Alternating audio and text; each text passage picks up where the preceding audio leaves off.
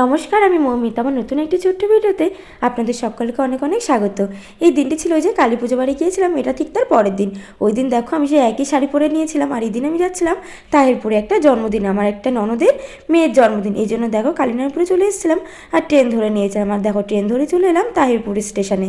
আর এখানে নেমেই তোমাদেরকে একটু আমাকে দেখিয়ে সামনে টোটো স্ট্যান্ডের দিকে যাচ্ছিলাম, কারণ এই টোটো স্ট্যান্ডের এখানেই আছে আমার তাওই মশাই। আর দেখো এখান থেকে আমরা চকলেট, বড় চকলেট পাইনি, তা ছোটো ছোটো এই যে ডার্ক ফ্যান্টাসি নিয়ে নিলাম। আর তার মশাই টোটো ছিল, কিন্তু ওনার টোটোতে আর যায়নি, কারণ ওনার তখন লাইন ছিল না। এই জন্য অন্য একটা টোটো ধরে নিয়েছিলাম। আর দেখো টোটো ধরে চলে এসেছিলাম একদম জন্মদিন বাড়িতে। আর দেখো জন্মদিন বাড়িতে এসে সকলকে পুরো সারপ্রাইজ দিয়ে দিয়েছিলাম। আর এদিকে দেখছিলাম যে রান্না বান্না চলছিল, তো সকলের সাথে মোটামুটি এখন দেখা করে নিয়েছি।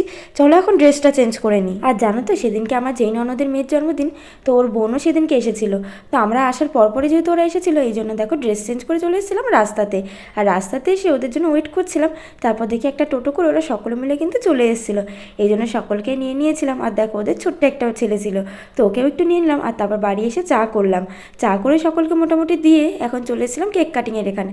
আর দেখো এই যে আমাদের সোনামা, এরই কিন্তু আজকে জন্মদিন ছিল। আর দেখো কেকটা কতটা সুন্দর বারবি ডলের ওপর থিমটা তৈরি করা হয়েছিল। আর ওই যে ওর ভাইকে বলেছিলাম একটু পাশে দাঁড়া, তো তারপর ও একটু পাশে দাঁড়ালো, একটু ছবি তুলে নিলাম। আর এখন দেখো শুরু হয়ে গেছিলো আশীর্বাদের পর্ব। ধীরে ধীরে ওর ঠাম্মি করে নিল, তারপর ওর পাশের বাড়ির একটা কোনো কেউ হবে, আমি সঠিক চিনি না, তারপর কিন্তু করে নিচ্ছিল ওর বাবা। আর তারপর ওর বাবার শেষে করে নিল ওর মা। আর দেখো সকলের করা হয়ে গেছে, এখন আমার শাশুড়ি মা করছিল।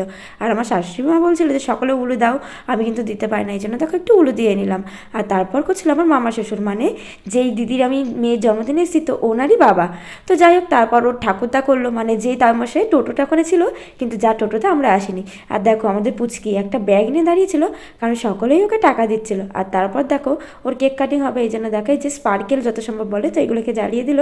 আর এখন দেখো কেক কাটিং হয়ে গেল, আর এখন চলছিল স্প্রের খেলা। তা আমি ওখান থেকে দৌড় মেরে পালিয়ে এসেছিলাম, আর পালিয়ে এসে কেকটা কেটে সকলকে দিয়ে দিয়েছিলাম। আর তারপর নিজেও একটু খেয়ে নিলাম। আর খাওয়া দাওয়া করে এখন চলে এসেছিলাম ছোটো ছোটো বাচ্চাদের নাচ দেখতে। আর দেখো বার্থডে গেল, ওর বান্ধবীদের নিয়ে তো সেই নাচানাচি করছিল এখানে।